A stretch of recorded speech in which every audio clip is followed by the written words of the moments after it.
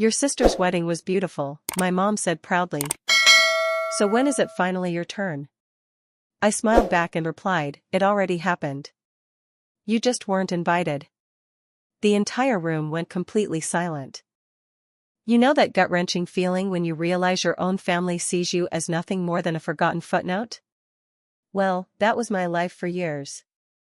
But this is the story of how I finally broke free, reclaiming my worth in the most unexpected, and yes, dramatic, way possible, right in the middle of my sister's seemingly perfect wedding. My name is Morgan, and for as long as I can remember, I lived in the shadow of my older sister, Jessica.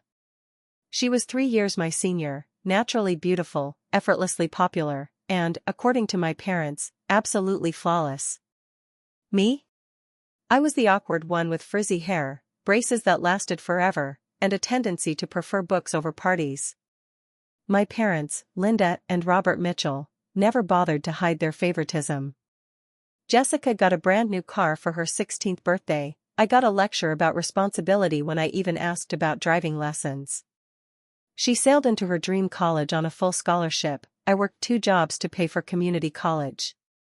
When Jessica announced her engagement to her college sweetheart, Marcus, my parents immediately offered to pay for the entire wedding.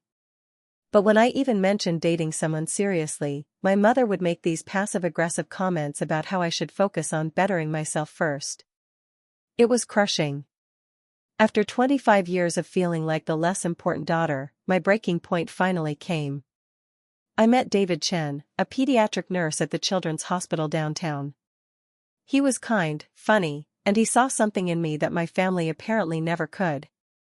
We fell in love quickly, deeply. After 18 months, David proposed during a quiet weekend getaway to the mountains. It wasn't flashy or Instagram-worthy, it was just us, a beautiful sunset, and the most heartfelt proposal I could have ever imagined. When I called my parents to share the news, their reaction was, well, underwhelming is an understatement. Oh, honey, that's nice, my mother said in that tone she used when she was clearly distracted. Are you sure you're ready for marriage, though? You're still figuring out your career. And then my father, classic dad, chimed in, maybe you should wait until Jessica's wedding is over. We don't want to steal her thunder, do we? Steal her thunder? Jessica's wedding was still 8 months away. But this was typical. Everything revolved around Jessica and her perfect life. The months leading up to Jessica's wedding were a nightmare. Every family gathering became a Jessica appreciation session. My mother would spend hours showing me Pinterest boards of Jessica's wedding plans, gushing about the venue, the dress, the flowers. Meanwhile, if I tried to mention my own engagement, the conversation would either shift instantly back to Jessica or just die out entirely. The final straw came at Jessica's bridal shower. My mother insisted I help plan it, but gave me zero input. I was relegated to menial tasks, addressing invitations, picking up decorations. My mother and Jessica made all the important choices. At the shower, my Aunt Margaret, bless her heart, asked me when David and I were planning to tie the knot. Before I could even open my mouth, my mother cut in, oh, Morgan's not ready for marriage yet. She's still finding herself. Jessica has always been more mature about these things. Jessica just smiled. She said nothing. And that, somehow, was worse than if she'd been outright cruel. That night, I went home to David and cried for 2 hours straight. He just held me, letting me vent about how invisible and unimportant my family made me feel. That's when David said something that would change everything. What if we just did it, he said quietly. What if we got married without telling them? At first, I thought he was joking. But the more we talked, the more appealing it became. Why should our happiness be put on hold for Jessica's perfect timeline? Why should we wait for my family's approval, their permission? Over the next few weeks, we planned our secret wedding. It was a small ceremony at the Botanical Gardens, with just David's parents, his sister, and my best friend Rebecca and her husband, Tom, as witnesses. David's family? They were absolutely thrilled. They embraced me immediately, treating me like their own daughter. The contrast between their warmth and my family's coldness was stark. We hired a local photographer, Maria Santos, who specialized in intimate weddings. Rose, an elderly florist with a small downtown shop, created the most beautiful bouquet of white daisies and eucalyptus. My dress came from a boutique specializing in simple, elegant gowns. It wasn't expensive or elaborate, but when I put it on, I felt like the most beautiful woman in the world. Our wedding day was a sunny Saturday morning, April 13th, exactly 2 months before Jessica's big day. David's father, a retired minister, officiated. There wasn't a dry eye in our small group as David and I exchanged vows we had written ourselves. His promise to love me exactly as I am, never trying to change me or make me someone else's idea of perfect. Mine, to build a life together based on mutual respect and genuine partnership, not competition or comparison. After the ceremony, we had a small lunch at David's favorite Italian restaurant, a 3-generation family-owned place. The owner, Yep, had known David since he was a child and insisted on preparing a special meal for us. We laughed, told stories, and celebrated with people who truly cared about our happiness.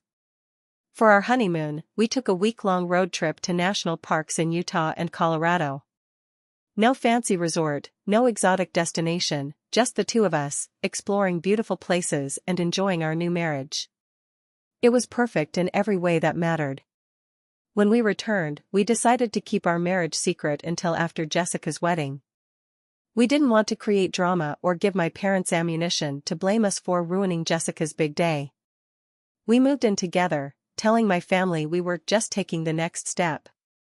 My parents barely acknowledged it. Jessica's wedding planning intensified as the date approached.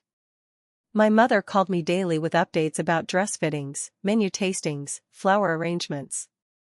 She expected me to be available for every emergency and breakdown. Despite her showing zero interest in my own life, I played along, all while secretly wearing my wedding ring on a chain under my clothes. The week of Jessica's wedding was absolute chaos. My mother became a wedding general, barking orders at vendors, family members, anyone within a 10-foot radius. 3 days before the wedding, she called me at 7 a.m., practically hyperventilating because the florist delivered the wrong shade of pink roses.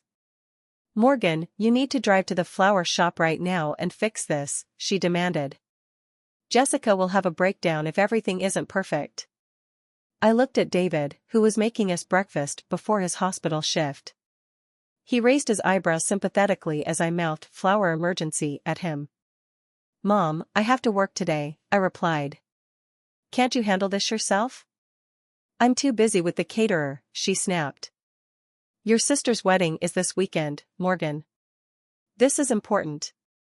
The irony wasn't lost on me.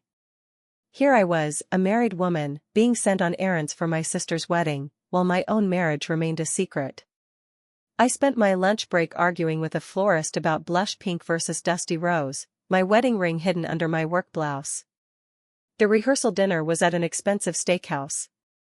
My parents fawned over Marcus's family, who were lovely, down-to-earth people, a kindergarten teacher and an electrician, clearly bewildered by the crystal stemware and gold-plated chargers. During dinner, my father gave a 10-minute speech about Jessica's accomplishments, her beauty, her perfect grades, her successful career. He finished, and people looked at me, expecting me to speak as the maid of honor. But my father just sat down, having apparently said everything he wanted about his daughters. The moment passed awkwardly. Later that evening, Marcus's mother, Patricia, approached me. "Morgan, I hope you don't mind me saying this, but I feel like I barely heard anything about you tonight. David talks about you constantly, and he clearly adores you. I'd love to hear more about your work and interests." Her kindness almost brought me to tears. Here was a woman I'd just met, showing more interest in my life than my own parents had in months. We talked about my job at the library, my volunteer work, my photography. She listened intently, asked thoughtful questions. "David is lucky to have found someone so passionate and caring," she said warmly. "I can tell you two are very happy together." If only she knew how right she was, and how recently we'd made that happiness official. The morning of Jessica's wedding dawned bright and clear, which my mother took as a personal sign from the universe. I arrived at the country club suite at 8 a.m. Jessica was already getting ready, surrounded by makeup artists, stylists, and a photographer. "Morgan, finally," my mother exclaimed. "The photographer wants shots of you helping Jessica with her jewelry. Can you put her necklace on?" I fastened the diamond heirloom necklace around Jessica's neck. As I worked, she caught my eye in the mirror. "You know," she said quietly, "I always imagined we'd be doing this together someday. Getting ready for our weddings, helping each other with our dresses." For a moment, she sounded like the sister I remembered from childhood, before the competition and favoritism had created such a chasm between us. I almost told her then, about my own wedding, about how beautiful it had been to have David's sister Amy help me with my dress, how we'd laughed and cried together in the small bridal suite at the Botanical Gardens. But then my mother appeared with the photographer, positioning us for candid shots, and the moment was gone. The ceremony was a masterclass in orchestrated perfection. Every bridesmaid knew when to walk, how slowly to move, where to stand. The groomsmen were drilled. Even the flower girl and ring bearer had practice sessions. As we lined up, I caught sight of David in his seat. He looked handsome in his navy suit, and when our eyes met, he smiled and touched his chest, where I knew he kept his wedding ring on a chain, just like I did. That small gesture reminded me I wasn't alone in this performance. I had someone who truly loved and supported me. The wedding ceremony was undeniably beautiful, if you enjoy that sort of elaborate production. Cascading white flowers, crystal chandeliers, champagne. Jessica looked stunning, Marcus handsome. 200 guests, most barely knew the couple. I was a bridesmaid, wearing a pale pink dress that cost more than my entire wedding outfit.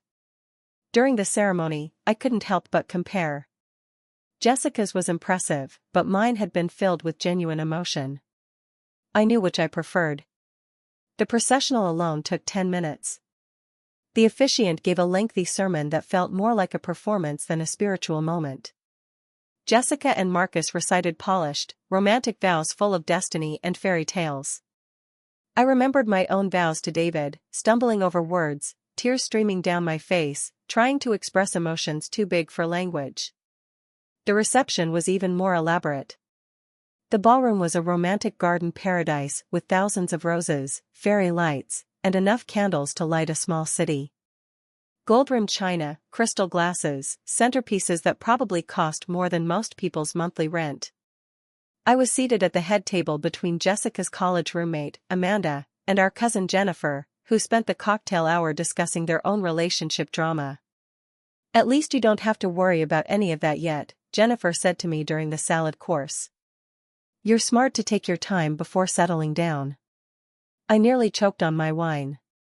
If she only knew that I'd already figured out exactly what I wanted and married him 2 months ago. The dinner service took over 2 hours with multiple courses and wine. Pairings. The food was delicious, but I found myself thinking about the simple Italian lunch David and I had shared, where Yep had served us his grandmother's osso buco and refused payment, saying love should be celebrated with the best food and biggest hearts. During the meal, various family members gave toasts. Jessica's college friends, Marcus's best man, my Uncle Robert with embarrassing childhood stories. Even Marcus's shy younger brother managed a sweet speech. When it was time for the maid of honor toast, I stood, feeling the weight of my hidden ring. I'd spent days writing and rewriting this speech, trying to be honest without being bitter, loving without being fake. Jessica has always been the kind of person who knows what she wants and goes after it, I began, my voice steadier than I felt. She's never been afraid to dream big or to work hard to make those dreams come true. Marcus, you're getting someone who will challenge you to be your best self while loving you exactly as you are. And Jessica, you found someone who sees all the wonderful things about you that the rest of us have always known were there. It was true. Despite everything, I admired her drive. The toast was well received, and Jessica mouthed thank you as I sat down. After dinner, the dancing began. Jessica and Marcus's first dance to Etta James's At Last was perfect choreography. My parents watched with tears in their eyes, already planning the photo album page. As the evening continued, I observed the celebration with the detachment of an anthropologist. The cake cutting, the bouquet toss, the garter toss, endless photos. What struck me most was how performative it all felt. Jessica and Marcus were clearly in love, but the wedding seemed as much about putting on a show as it was about their commitment. Every moment choreographed, every detail for maximum visual impact. I thought about my own wedding day. David and I walking through the botanical gardens before the ceremony, talking quietly about our hopes. Our separate, heartfelt vows. David's 8-year-old nephew, our ring bearer, whispering loudly about how pretty my dress was. Maria, our photographer, captured genuine, unstaged moments, David wiping tears from my eyes, me laughing as his father stumbled over the ceremony words, the spontaneous group hug after we were pronounced husband and wife. These weren't moments for social media, they were real emotions shared between people who cared. Around 10 p.m., the party was in full swing. I danced a few obligatory dances, making small talk. Everyone assumed David and I would be engaged soon, and I smiled non-committally, my ring pressed against my chest like a secret. David and I stole a few dances, too. During a slow song, he whispered, "How are you holding up, Mrs. Chin?" Hearing my married name in the middle of my sister's reception was surreal and thrilling. "Just a few more hours," I whispered back. "Then we can go home, and I can wear my ring where it belongs." The most difficult part was watching my parents. They were in their element, beaming, Mom changing outfits 3 times, Dad loosened up by champagne, telling everyone how proud he was of Jessica, how lucky Marcus was. During a quiet moment, I overheard my mother talking to her sister Margaret about Jessica's future plans. "They're thinking about starting a family in a year or 2, she said, her voice bright with anticipation. "Can you imagine how beautiful their children will be? And Marcus has such good family genes, smart, successful, handsome." I wondered if my mother would ever speak about my future children with the same enthusiasm, or if they would always be secondary to Jessica's. The thought made my chest tight with a familiar mix of sadness and anger. As the evening wore on, a strange sense of anticipation built inside me. I knew, in a few short hours, I'd have the chance to share my news with this room full of people who had spent years treating me as Jessica's less interesting younger sister. The thought was terrifying and exhilarating all at once. Around 11:30, Jessica announced the bouquet toss. All the single women were called to the dance floor.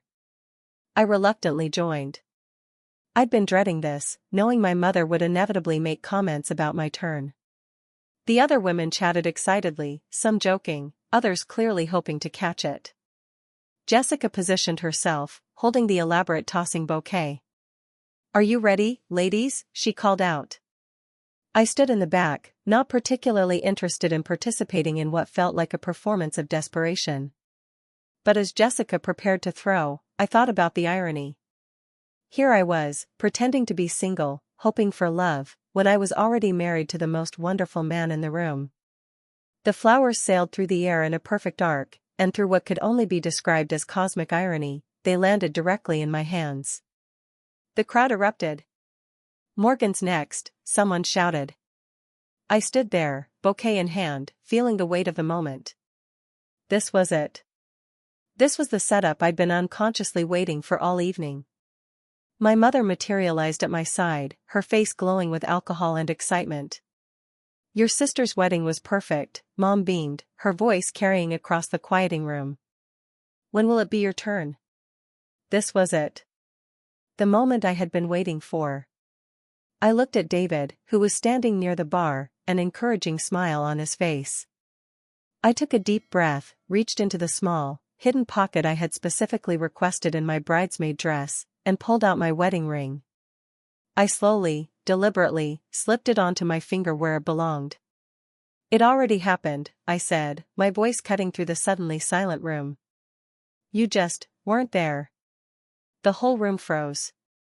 My mother's smile faltered, confusion replacing her joy. "What do you mean, sweetheart?" she whispered. I held up my hand, showing the ring now sitting proudly on my finger. "David and I got married on April 13th. We had a beautiful ceremony at the Botanical Gardens. With people who actually care about us. The silence was deafening. Jessica's mouth fell open, her hand still empty where the bouquet had been. My father's face went through several shades of red. Guests began whispering, phones appeared. "You're joking," my mother said, barely a whisper. "Not at all," I replied, surprising myself with how calm I sounded. "We have photos, a marriage certificate, everything." It was a lovely ceremony, small but meaningful. The kind of wedding two people have when they're focused on the marriage rather than the party. Jessica finally found her voice. "Why didn't you tell us? Why would you do this?" I turned to my sister, this person who had unknowingly been the center of my family's universe for 28 years. "When exactly should I have told you? During one of your dress fittings that I wasn't invited to? At your bridal shower where Mom told everyone I wasn't ready for marriage? Or maybe during one of the dozens of family dinners where every conversation was about your perfect relationship and your perfect wedding plans?" My mother looked stricken.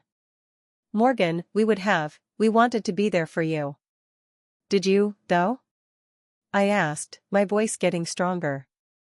"Because I've been trying to share my life with this family for years, and there's never been room for anyone except Jessica. When I got engaged, Dad told me to wait so I wouldn't steal Jessica's thunder. When I mentioned wedding ideas, you changed the subject.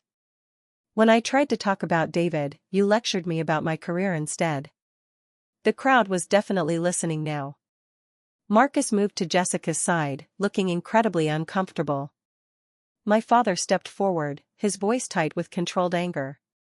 "This is hardly the time or place for this discussion, Morgan." "Isn't it, though?"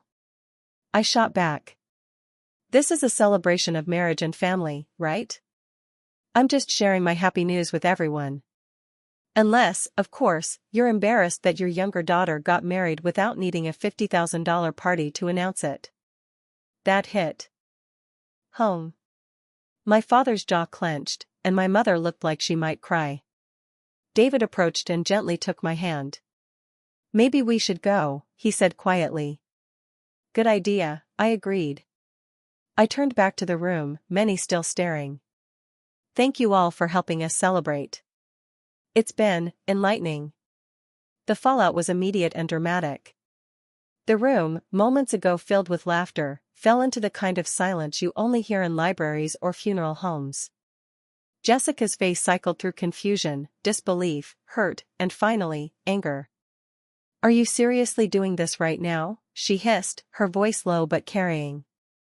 "At my wedding?" "I'm just answering Mom's question," I replied, feeling composed despite my pounding heart. She asked when it would be my turn, and I told her the truth. My father stepped forward, his face a mask of controlled fury. "Morgan, this is completely inappropriate. We need to discuss this privately." "Why?" I challenged. "This is a celebration of marriage and family, isn't it? I thought you'd be happy to learn that I'm married to a wonderful man who loves me unconditionally." That last part was aimed directly at my parents, and it landed. Guests were pulling out their phones, some texting, others recording. My mother looked like she was going to be sick. "Morgan, honey, you can't be serious. When did this happen? Why didn't you tell us?" "I told you," I said, my voice gaining strength. "You just weren't there. My husband, David, and I decided to have a small, intimate wedding, focused on our commitment to each other rather than impressing a bunch of people who barely know us." The word husband seemed to hit my family like a physical blow. Jessica actually stumbled backward. "You've been lying to us for months," my father thundered. "How could you deceive your family like this?" "Deceive you?" I laughed, the sound sharp. "Like when you told Aunt Margaret I wasn't ready for marriage at Jessica's bridal shower? Or when you suggested I wait to get engaged so I wouldn't steal Jessica's thunder?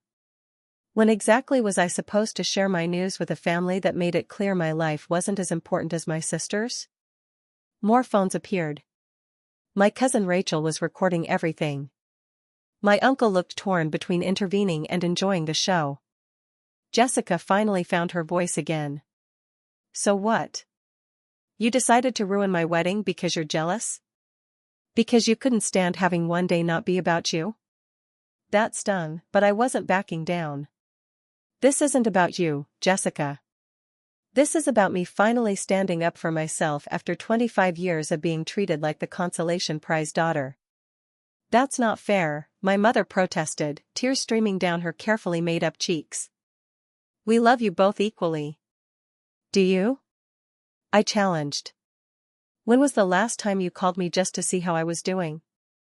When did you last ask about my job, my hobbies, my relationship, without immediately changing the subject to Jessica? When did you last act like my happiness mattered as much as hers? The silence that followed was deafening. The band had stopped. Even the waitstaff paused. Marcus, who had been frozen beside Jessica, finally spoke. Maybe we should take this conversation somewhere private. Why? I asked. So you can all gang up on me and tell me how selfish I'm being? So you can make me feel guilty for finally speaking up about how I've been treated? I don't think so. I turned to address the room at large, feeling reckless and liberated. I want everyone to know that David and I had a beautiful wedding ceremony 2 months ago. We exchanged vows we wrote ourselves, surrounded by people who love and support us. It was small but perfect, and I wouldn't change a single thing about it. Some older guests looked scandalized, but I noticed several younger family members nodding.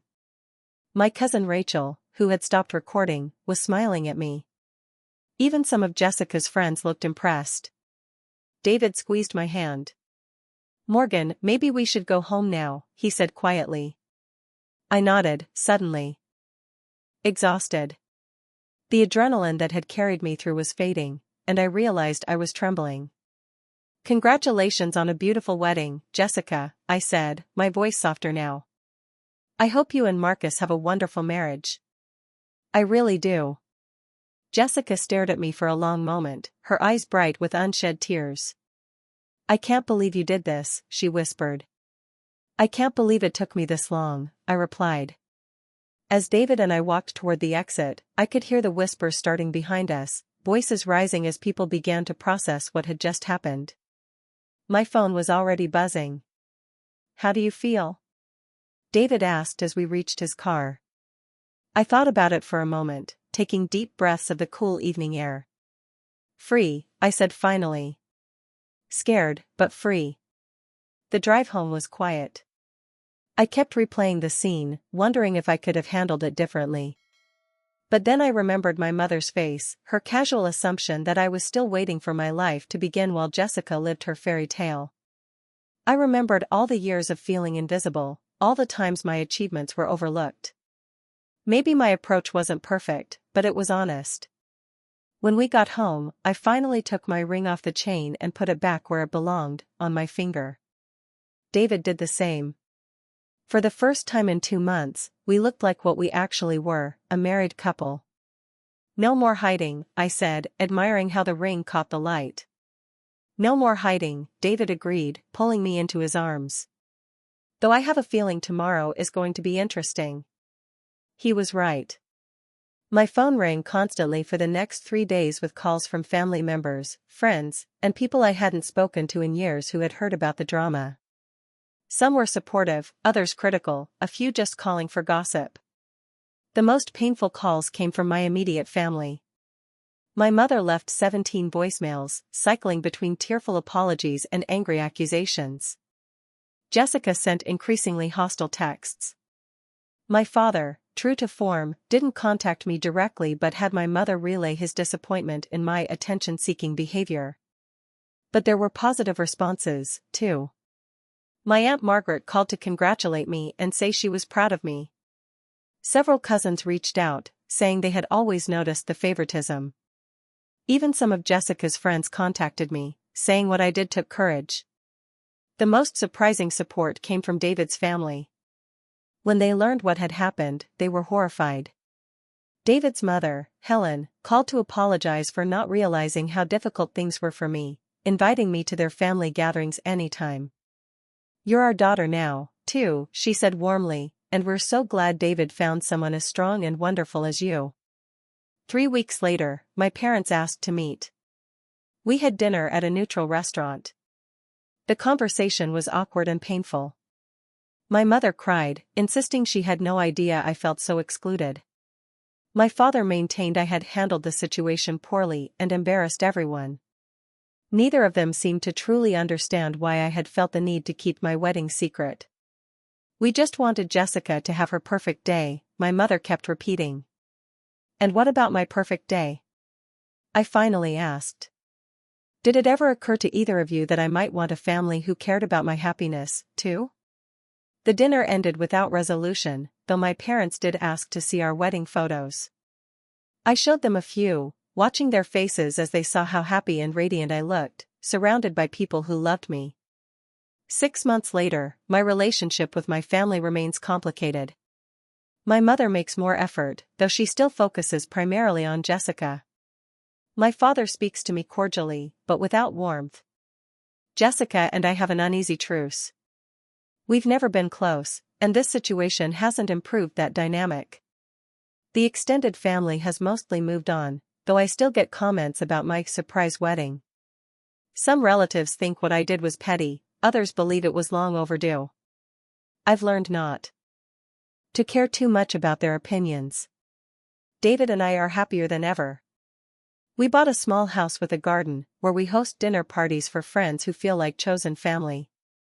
We've talked about having children, and I'm grateful they'll grow up knowing they're wanted and valued for exactly who they are. Sometimes I wonder if I should have handled things differently, if there was a way to make my point without creating such a public scene.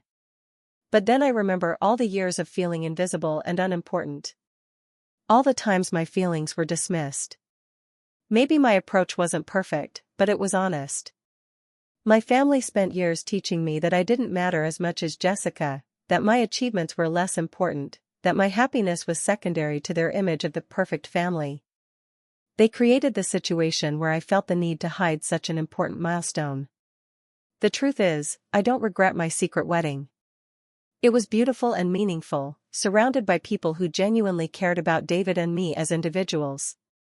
And I don't regret revealing it at Jessica's reception either. After 28 years of being treated as the less important daughter, I finally found my voice. These days, when people ask about my family situation, I tell them honestly that we're working on it. Some relationships can be repaired, and some just need to be redefined.